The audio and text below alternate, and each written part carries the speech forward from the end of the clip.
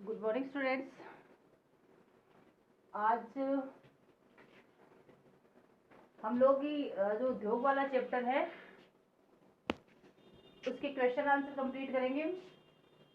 तो आपको मैं प्रश्न उत्तर करवा रही हूँ और जो छोटे वाले प्रश्न हैं उनको मैं असाइनमेंट के रूप में भेजूंगी। तो आप अपने को उस असाइनमेंट के रूप में अपने नोटबुक में मतलब वहां से लेकर आप अपनी नोटबुक में कर सकते हैं। तो अभ्यास प्रश्नों पर आते हैं। वैसे तो लगभग मैंने नोट्स के रूप में आपको करवाया था, लेकिन फिर भी हम पूरे प्रश्न उत्तर एक बार देख लेते हैं सारे कौन कौन से हैं। सबसे पहला जो प्रश्न है वो आता है, उद्योग किसे कहते हैं? उद्योग किसे कहते हैं?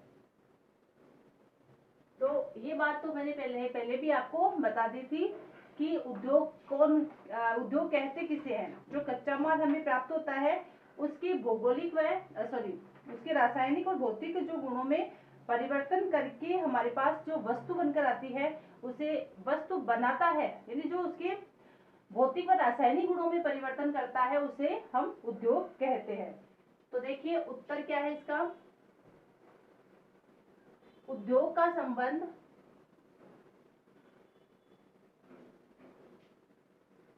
आर्थिक गतिविधि से है।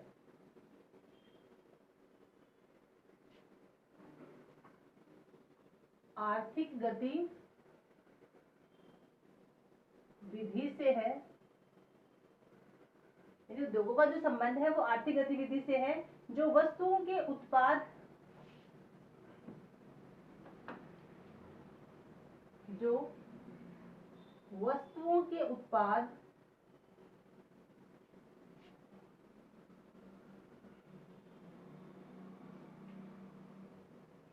खनिजों के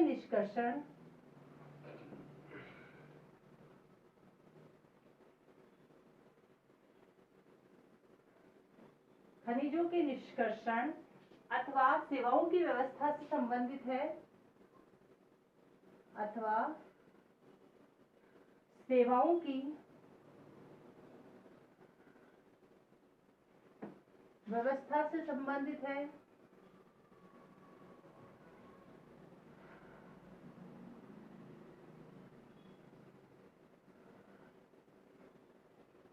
सेवाओं की व्यवस्था से संबंधित है।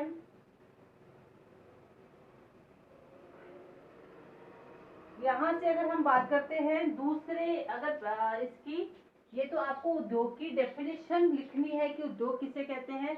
दूसरे रूप में मैंने आपको जब चैप्टर चला था तब उस समय परिभाषा लिखवाई भी थी कि खनन से या खेती से हमें जो वस्तुएं प्राप्त होती है उनकी भौतिक और रासायनिक गुणों में परिवर्तन करने की जो क्रिया होती है उसे हम क्या कहते हैं? उद्योग कहते हैं। ये बात आपको मैंने बताई थी। अगर आपने वो डेफिनेशन लिख रखी है तो वो भी आप लिख सकते हैं और ये आपकी किताब में दी हुई है तो ये आपको लिखनी है। नेक्स्ट क्वेश्चन देखते हैं हम कौन सा है। ये तो आपको समझ में आ गया होगा। दूसरा प्रश्न देखिए कौन सा है। वे कौन से मुख्य तथ्य हैं जो उद्योगों की अवस्थिति को प्रभावित करते हैं? प्रश्न संख्या 2 देखिए, ये भी मैंने करवा रखा है लेकिन मैं आपको इधर पूरे प्रश्न उत्तर करवा रही हूँ। वे कौन से तथ्य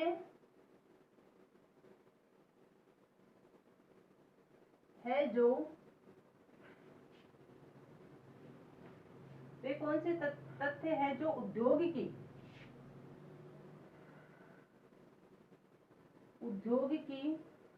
अवस्थिति यानी उसकी दशा को प्रभावित करते हैं? उद्योग की अवस्थिति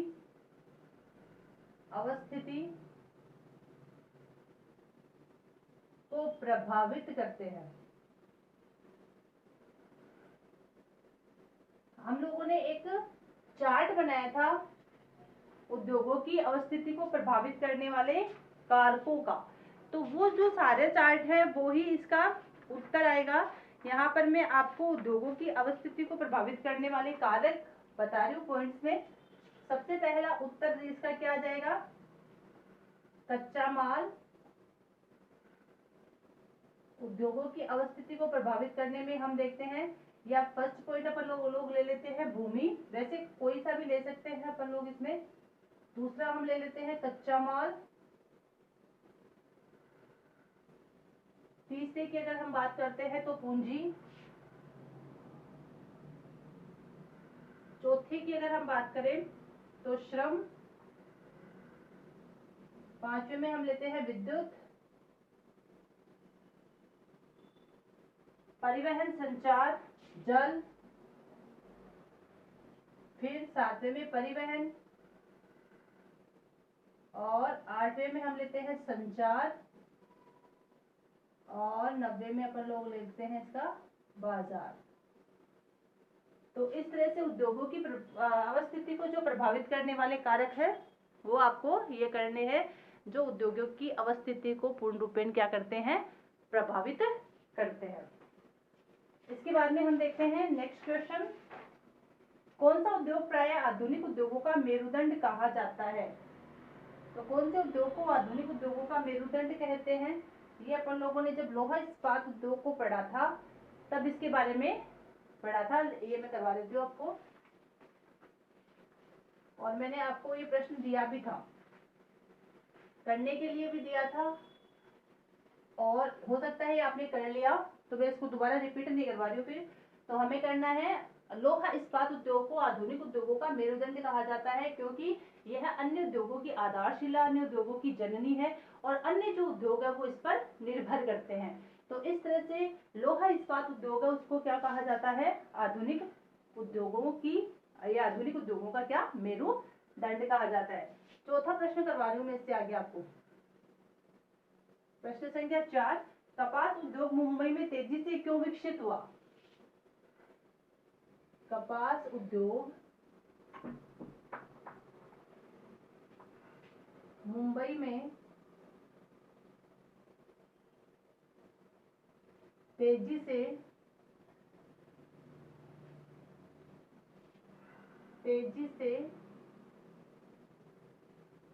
क्यों विकसित हुआ।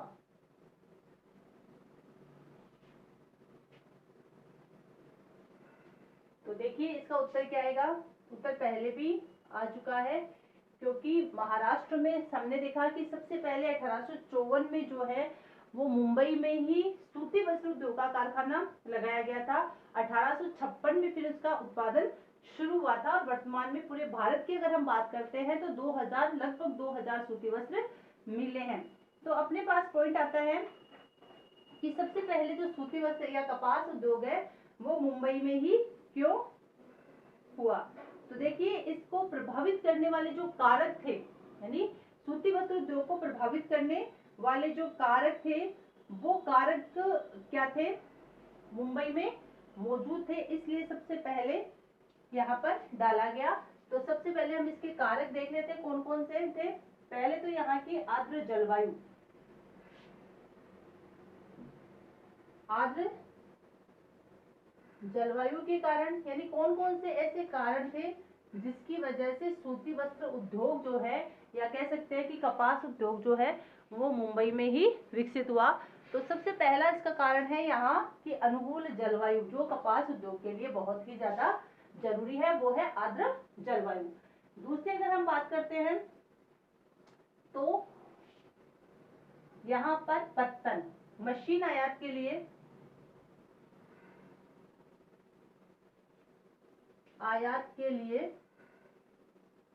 पत्तन, पत्तन का मतलब होता है बंदरगाह, जो समुद्री बंदरगाह होते हैं ना, जहाँ पर बड़े बड़े शिप, जो जहाज हैं वो वहां पर रुकते हैं, और वहां पर वस्तुओं का आयात निर्यात होता है, यानी वहां से माल उतारा जाता है, डाला जाता है, दूसरे देशों में भेजा जाता है, दूसरे देशों से मंगवाया जाता है, तो वो होता है पत्तन।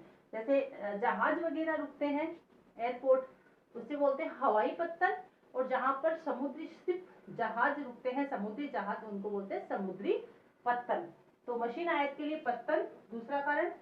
तीसरा इसका जो कारण था वो था कच्चे माल की उपलब्धता, कच्चे माल की उपलब्धता। चौथा जो इसका कारण आता है वो आता है कुशल श्रमिक,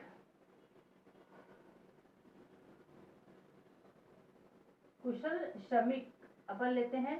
पांचवा इसका जो कारण है वो हम मानते हैं काली मिट्टी, क्योंकि पठारी जो मिट्टी है वो काली मिट्टी जो है, जिसे काली कपास या काली रेगर के नाम से भी जानते हैं, ये कपास उद्योग के लिए काफी महत्वपूर्ण है।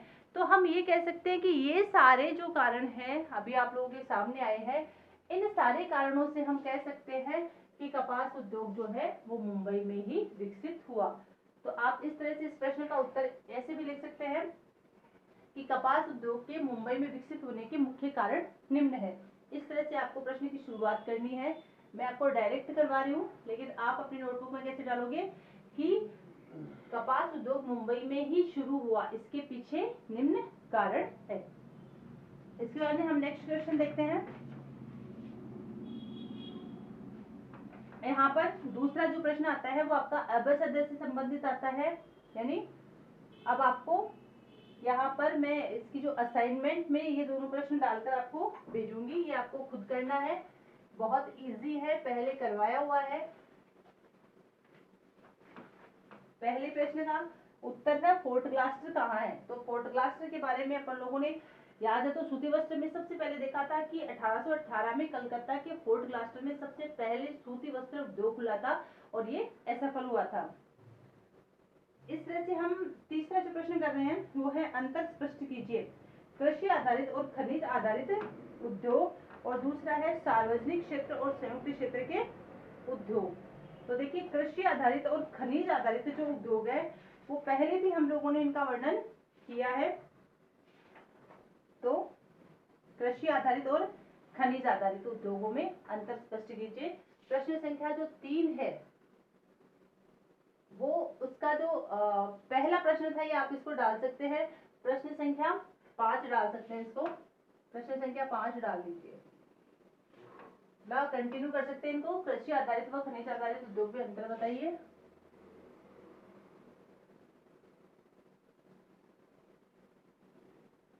वह खनिज आधारित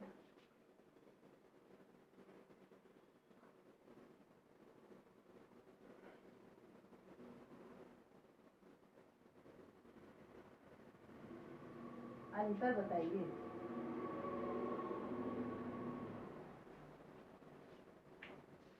तो पीछे की कक्षा में मतलब अपन लोगों ने किया था ये अंतर, और देखिए अंतर क्या है। सबसे पहले हम कृषि आधारित उद्योग कर लेते हैं। उत्तर इसका क्या आएगा, कृषि आधारित।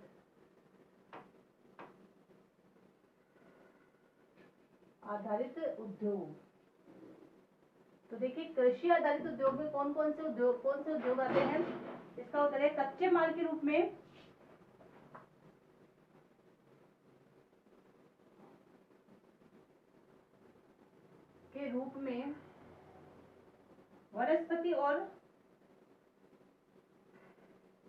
वनस्पति और जंतु आधारित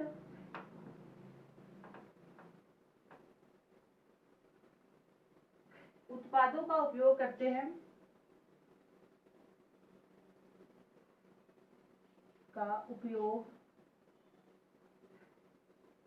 हैं। जैसे सूती वस्त्र, डेयरी उत्पाद, जैसे खाद्य संसाधन,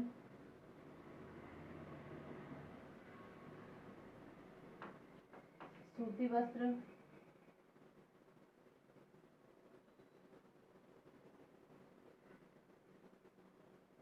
डेयरी उत्पाद आदि।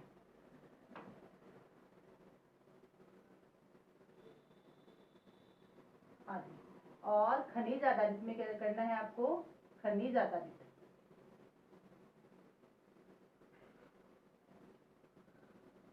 खनिज आधारित में लिखना है वे उद्योग जो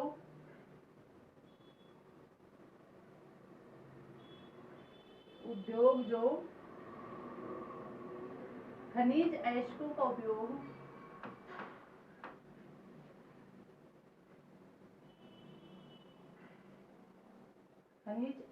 का उपयोग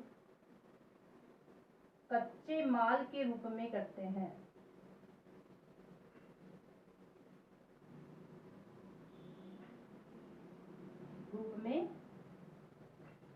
करते हैं। वे उद्योग जो खनिज आधारित उद्योग का उपयोग कच्चे माल के रूप में करते हैं। तो इसमें भारी मशीन और रेल के डिब्बे, जैसे भारी मशीनें। दूसरी अगर हम बात करते हैं तो आएंगे रेल के डिब्बे, यानी वे जो भारी चीजें होती है, खनिजों का उपयोग तो कच्चे माल के रूप में करते हैं। आगे मैं आपको असाइनमेंट के रूप में प्रश्न भेजूंगी, आप उनको उत्तर खुद करना है। Thank you.